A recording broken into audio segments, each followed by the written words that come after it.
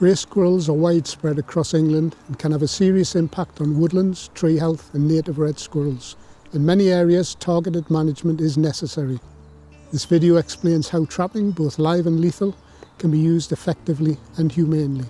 Trapping is one of the most common methods for controlling grey squirrels, particularly effective in late winter and early spring when natural food is scarce. Live traps allow non-targeted species to be released unharmed, whereas lethal traps dispatch automatically. Live traps are the preferred option where red squirrels or pine martens may be present. Killing these protected species, even accidentally, can be an offence. For lethal traps, there are two types. Spring traps, which can catch one squirrel at a time and must be reset after each time, and gas-powered self-resetting traps that can fire up to 18 times before needing a new canister. Gas-powered traps have a plastic body that can be damaged by squirrels, so a metal housing is strongly recommended. All lethal traps must be approved for grey squirrels and listed on the spring trap approval order, or be equivalent in all relevant respects to a spring trap already specified to be legal. To ensure welfare and safety standards are met, anyone carrying out this task should be able to demonstrate that they are competent and can handle firearms or air weapons safely if they're going to be used for the dispatch. Any grey squirrel that has been trapped must be humanely dispatched on site or moved a short distance away from members of the public before being dispatched. Place traps where grey squirrels are already active, near feeding remains, at the base of large trees, or alongside fallen logs that squirrels use as travel routes. Avoid open areas, paths or rights of way, direct sunlight, dense vegetation or waterlogged ground.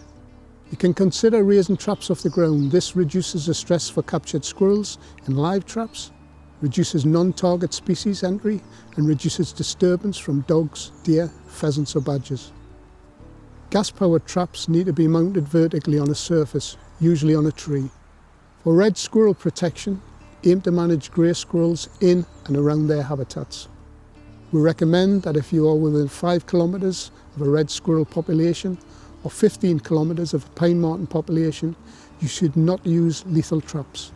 Lethal trapping can result in harm to these species and is an offence. Yellow whole males is a recommended bait. It's attractive to grey squirrels, easy to store and widely available. Squirrels eat the germ of the kernel, so it's easy to tell whether they have been taking the bait or something else is. Gas-powered traps use a different lure system mounted above the trap. Many practitioners also smear peanut butter below the entrance. Before setting traps, pre-bait for several days with traps fixed open. This builds squirrel confidence and improves capture success. If you don't pre-bait, the trapping program is less effective. You'll be checking traps before the squirrels have found them.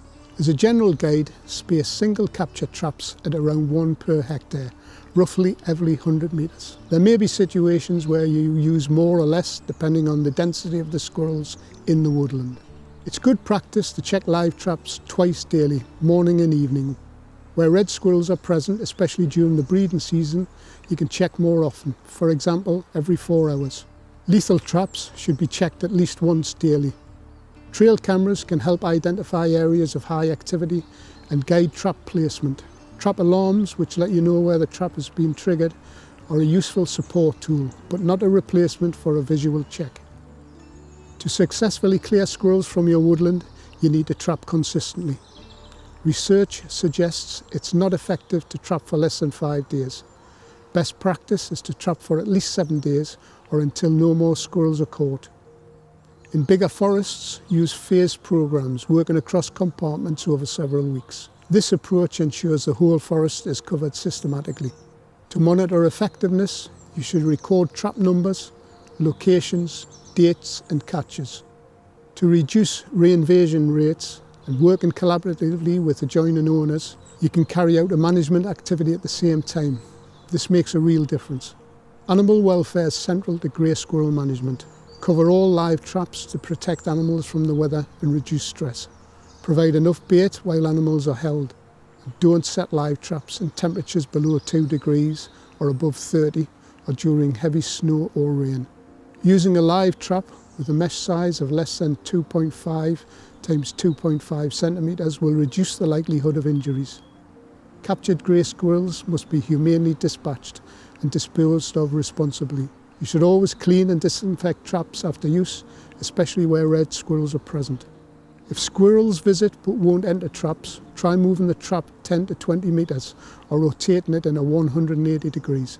You can also extend the pre-bait period or try alternative baits like whole shell peanuts or hazelnuts.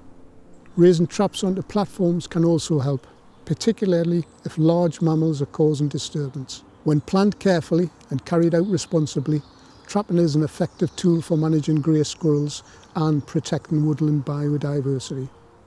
Always follow current good practice guidance, try to work collaboratively and keep accurate records to support long-term management. For more information, search Protecting Trees from Mammal Damage on gov.uk.